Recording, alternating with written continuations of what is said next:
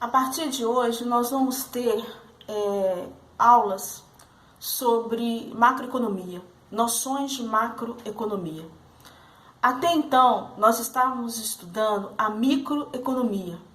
E a microeconomia, ela está preocupada em estudar o comportamento individual, né?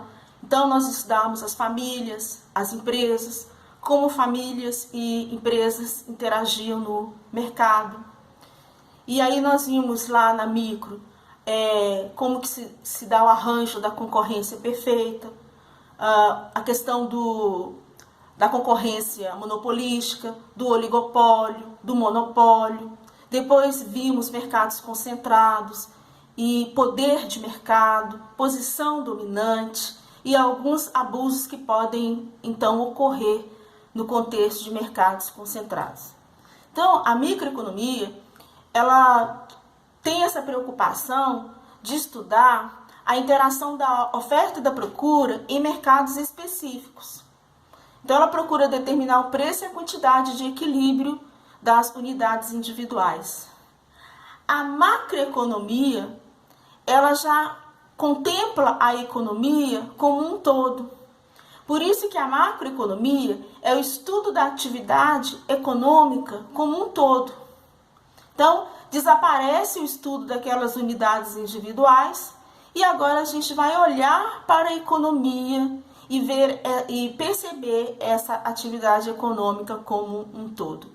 É por isso que ao estudar a macroeconomia, nós estudamos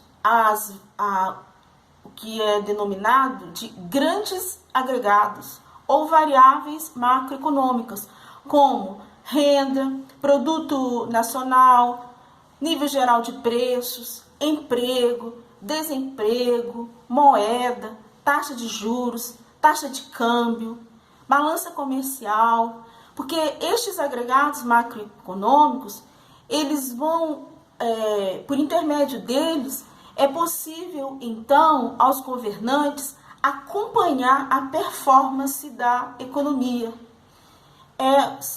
Eles representam diagnósticos de como que anda, né, a saúde, né, entre aspas, da economia. Então, é muito importante estudar esse fenômeno, as teorias macroeconômicas, porque os seus modelos permitem, então, intervenções, né, ou não no Estado, no domínio econômico. Vale ressaltar que a macroeconomia ela ganhou uma importância, uma maior importância na década de 30 do século 20, porque naquela ocasião o mundo vivia a Grande Depressão. Você tinha então uma superprodução de bens, mas tinha um alto índice de desemprego.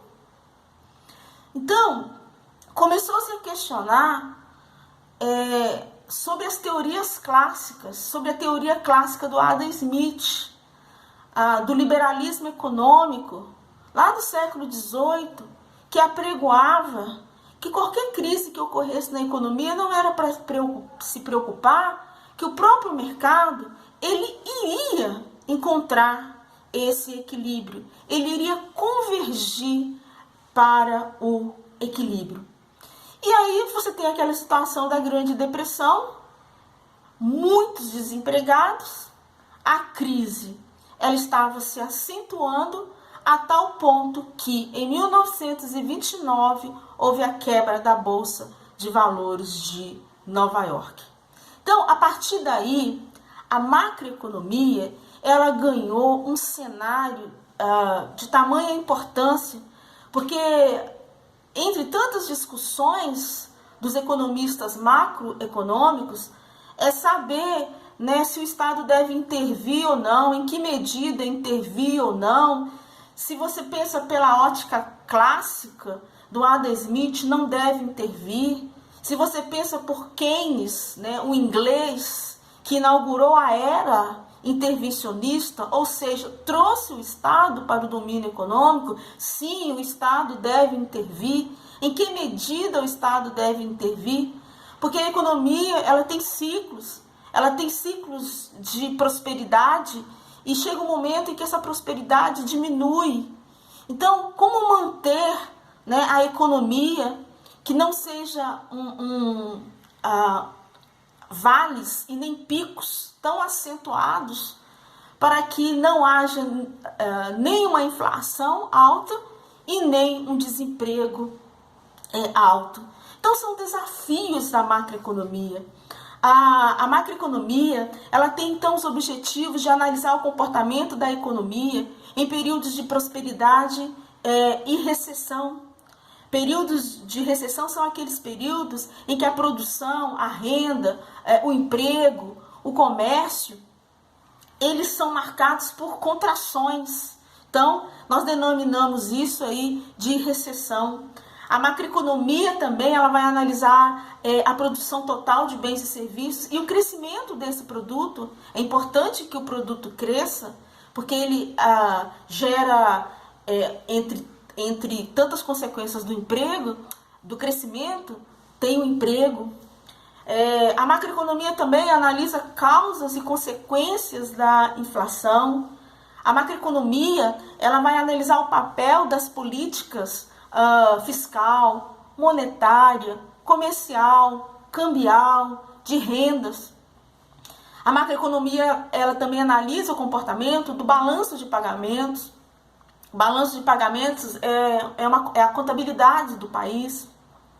Nesse balanço de pagamentos está registrado as transações de bens e serviços com outros países e a questão dos fluxos de capital. Então, a macroeconomia, ela analisa o comportamento